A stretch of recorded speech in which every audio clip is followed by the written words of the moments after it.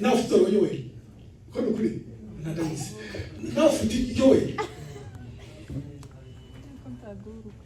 harushoboka ako ni nawe harundi nawe muzo ntumbere sizigisha nzigisha barinje banyu bazaririmba neza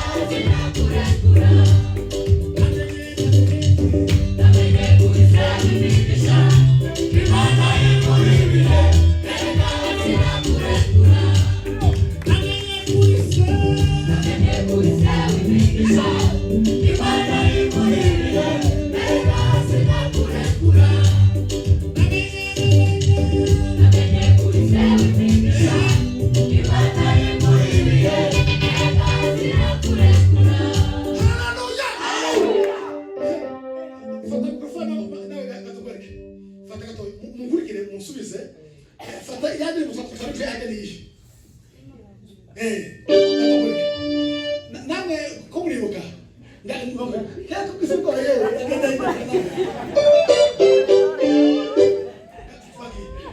ndirambirwa kuba amasengesho yabera n'Imana itabara.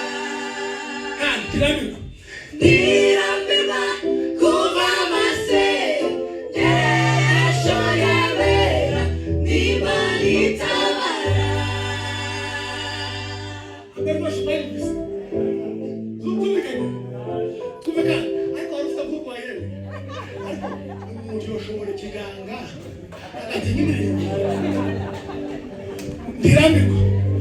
Ndirambirwa kuva amasengesho yabera n'Imana itabara.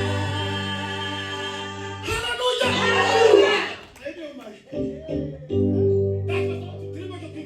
Ndirambirwa 1 2.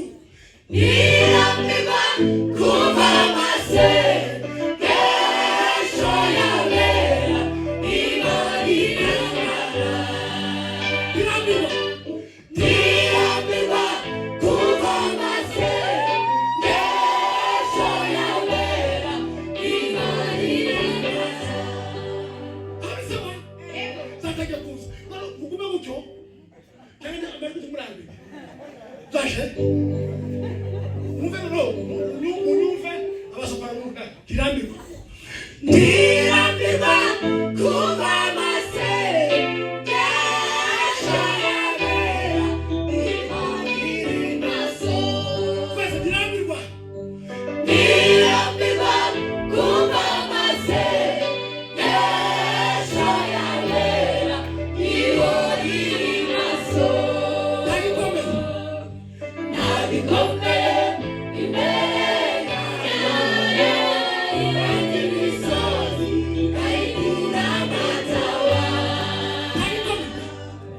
Nagikomeye imbere yawe, ifata imisozi ikayigira amataba.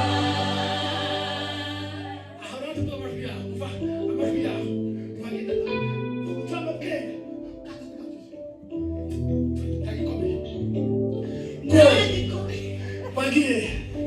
nagikomeye imbere yayo, ifata imisozi ikayigira amataba. Nagikomeye imbere yayo, ifata imisozi ikayigira amataba. Ifone nawe sansi nijyanye batwagiye before twagiye nagikomeye imbere yayo, ifata imisozi ikayigira amataba. Nagikomeye imbere yayo. Ntabwo kutwe kwazo twage kushobokana ndirambirwa kuva amasengesho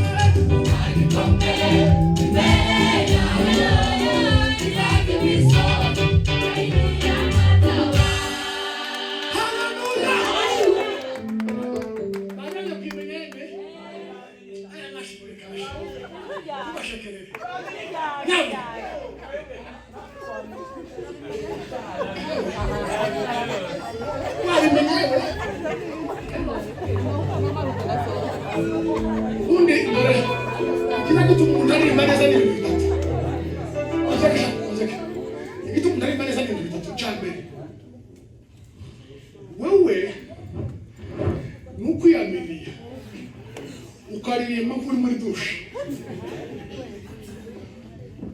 abantu bose abantu bose ukazabona ugasa naho batakubona icyo kiragutsinze. Icya kabiri ni ukuririmba indirimbo wayigize ubuzima bwawe.